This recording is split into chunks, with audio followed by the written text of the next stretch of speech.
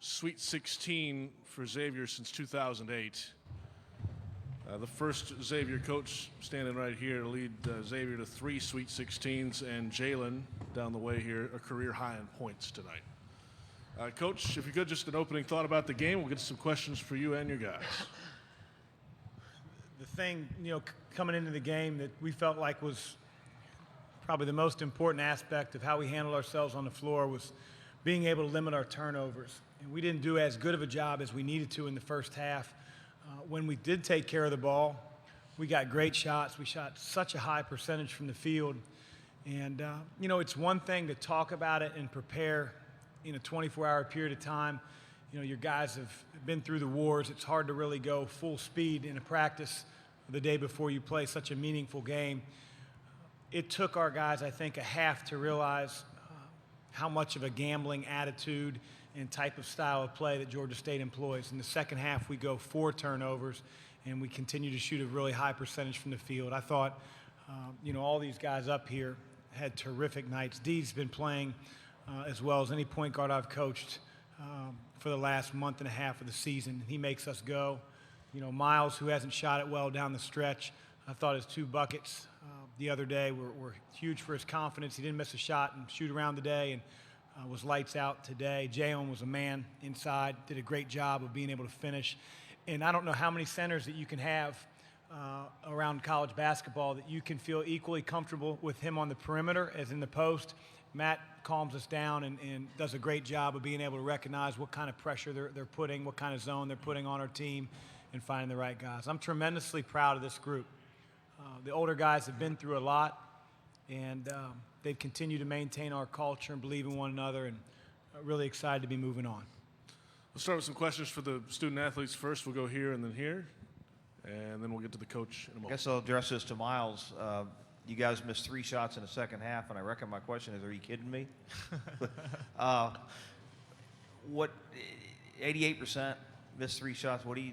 What's going through? What kind of offense do you have to be running out there, and what kind of mindset do you guys have to be doing to pull that off? I didn't even know we only missed 3 shots in the second half. That's crazy. But I think the best part about this team is that we are a very unselfish group of guys. You can get a different score every night, and the best part about it is we're going to give each other confidence and tell each other to keep shooting as much as possible. We just stuck with it, and I'm so proud of this group of guys, and I just love being on this team right now. Yes, ma'am. Shannon Russell, Cincinnati Enquirer. Dee, you've been through so much during your time at Xavier, and to get back to the Sweet 16 now for the first time since your freshman year, what does that feel like for you? It's a great feeling. Like you said, I've been through a lot. My freshman year made it to the Sweet 16, with 2 Holloways. The initial point guard played a lot of minutes. So, I was more so watching him, and I just did my part. And being able to do it, my senior year, having a major role on the team, it feels great. I have a follow-up. Their coach said that the biggest thing they try to do is confuse opponents and make a disconnect between the point guard and his coach, but you were immune to that today. How are you able to weather that storm? You mean point guard and my coach, or? Yes. Oh, no. We always stay connected. We got to know what each other's thinking. That's my job as a point guard. My job as a point guard is to, be a coach on the floor. So, I didn't feel any disconnect at all. Back in the right side. Yes, my question is for Matt and Jalen. I noticed in the post that you guys seem to have a lot of chemistry down there, working with the bigs and, you getting the rebounds, Matt and Jalen, putting it in the basket. How did you guys develop such a chemistry? Was it the countless hours of practice or, just playing together for so long? How did you guys pretty much seemed like you kind of took control of the post, seemingly so.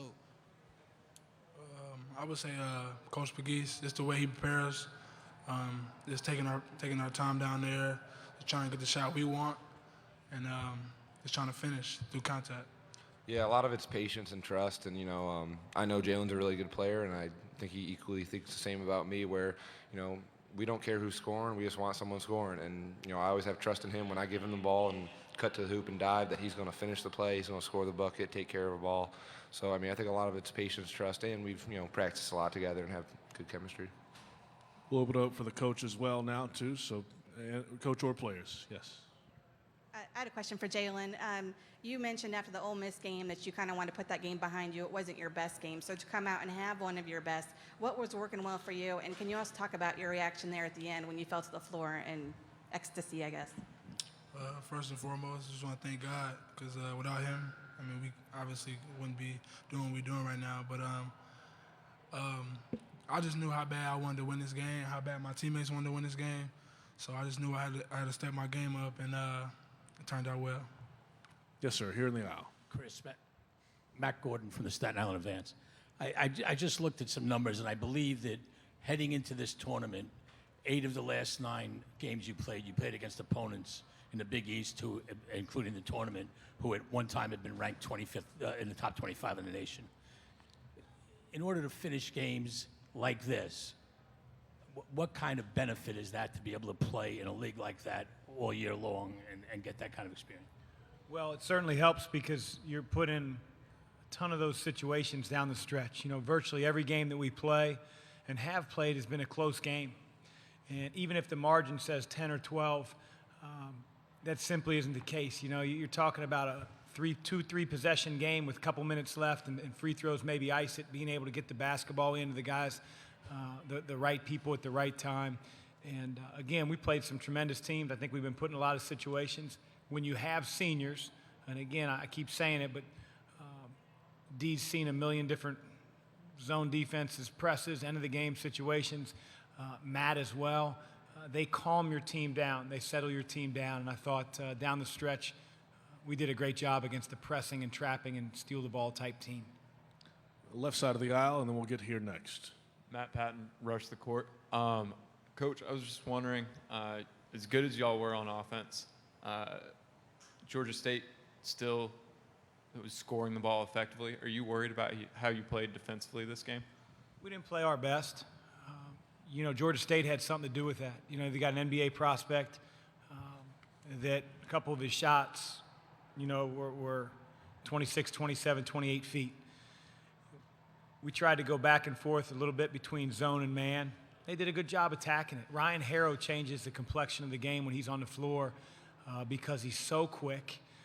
He's so explosive. I mean, they have 3 players. R.J. Hunter could have played anywhere in the country out of high school. Kevin Ware did, played at Louisville. And then, you know, Ryan Harrow, you know, NC State to Kentucky. I mean, those guys are legitimate, high major players. And there was a lot on the line. They wanted to win. I'm proud of our group. We're able to make the plays when we had to. Right side of the aisle first. We'll go to the very back next, and then up here. Dan Wolkin, USA Today. Chris, your thoughts on playing Sean in the Sweet 16? And then also just curious, when you talk about maintaining the culture, how tough is it to maintain the culture while also, during the transition, making sure the program is yours and not his? You know, it wasn't necessarily tough to maintain the first couple of years, but we hit some speed bumps. You know, some self-inflicted, others not. We had a couple ineligibility rulings that I thought were unfair at the time and still have issue with, but it's in the past.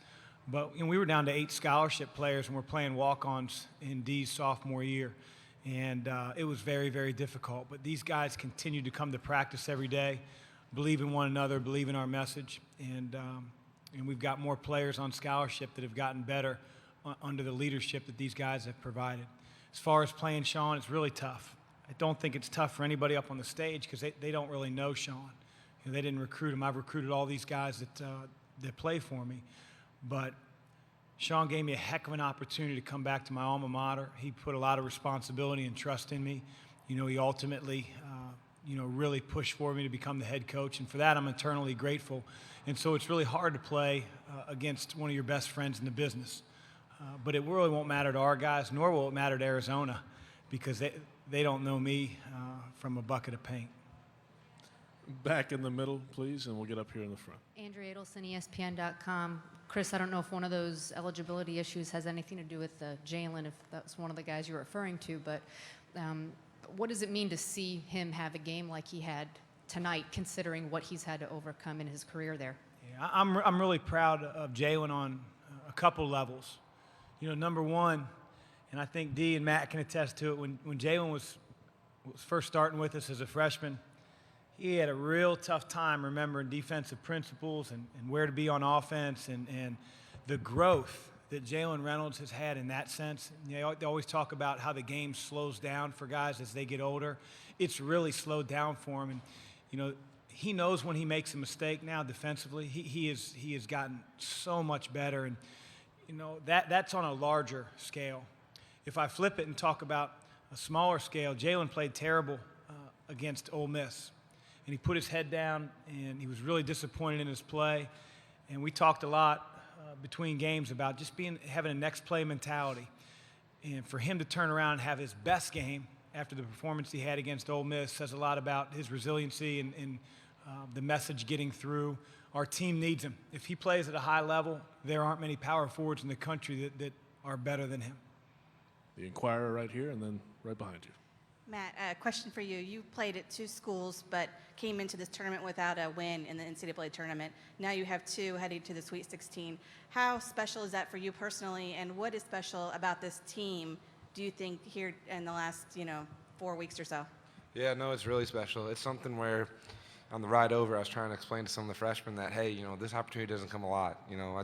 I spent 2 years at Western Michigan, and we didn't do anything. I spent, my first year here, we made it barely, and nothing happened. And making it to the Sweet 16 is not something that's, really common among teams.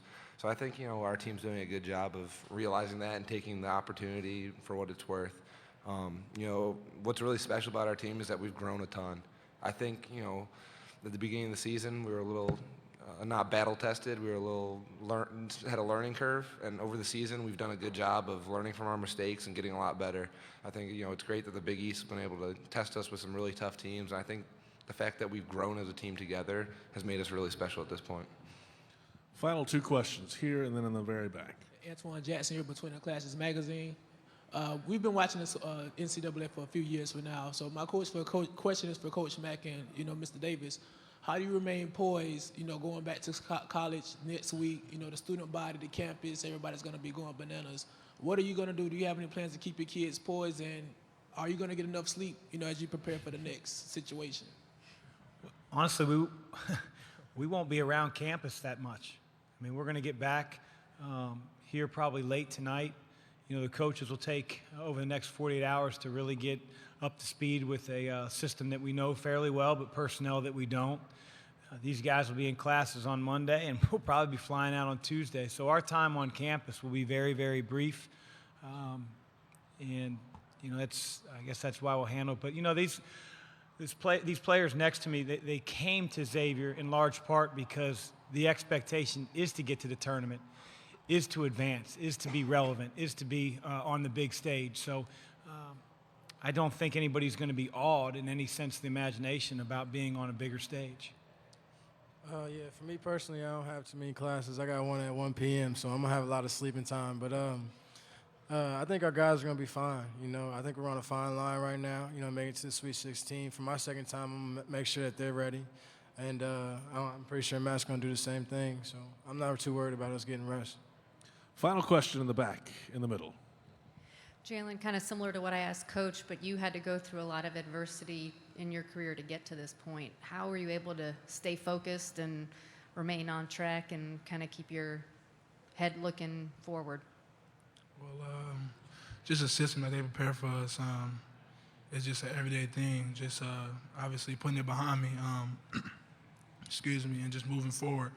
You just kind of can't let things affect you. Just keep moving forward and just focus on what's more important, and that's winning games and being the best I can be. Congrats. Thanks, guys. Thank you. Appreciate it. Thank you.